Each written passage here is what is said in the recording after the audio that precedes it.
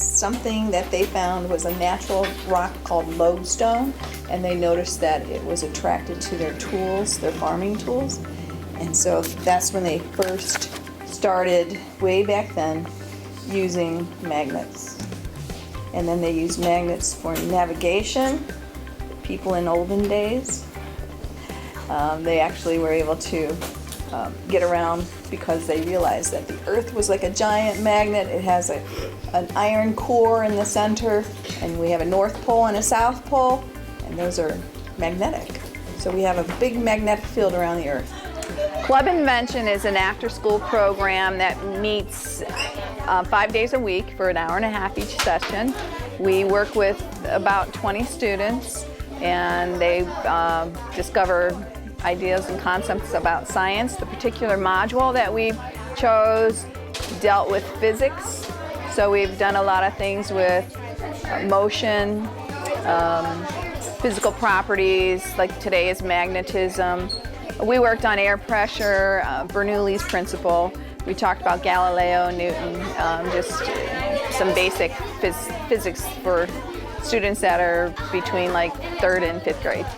A lot of the concepts that we have been teaching them do deal with the curriculum. We picked this module because it pertained a lot to what we were doing in 5th grade, but we have invited some 4th grade students, so they're going to be getting it next year. Some of the things like magnetism they do in 4th grade, and then 3rd graders whose siblings are part of this, or because Miss B is doing it too, 3rd graders that we thought could be challenged by some of this content. So it is curriculum based, and it's to challenge them to think outside the box, where you don't always give them directions on how to do something.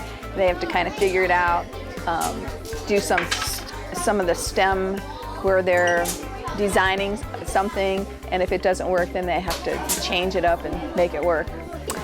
Today they're going to discover properties of magnets. They're looking for things that are magnetic or things that are attracted to a magnet, things that may not be. They're going to create like the old the pictures where you take the iron filings and you scoot them around to like fill in a face of some sort. So they're going to create their own pictures using that principle of magnetism. They're going to create a maze where they can move an object through the maze, having a magnet underneath a paper and then dragging it through the maze. Right now they're looking for things that are magnetic, and they're going to try to figure out if anything surprises them, if they think it's magnetic but it's not really, and that they could get into that. If they're looking for metal and it's aluminum, it's not going to attract to the magnet.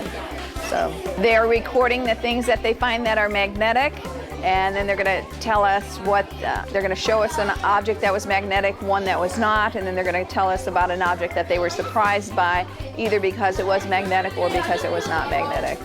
So today we learned about a French scientist, and he had figured out that their farming tools were like attracted to metal, and he invented the magnet. And so we're walking around our classroom trying to figure out what sticks to the magnet and doesn't stick to the magnet.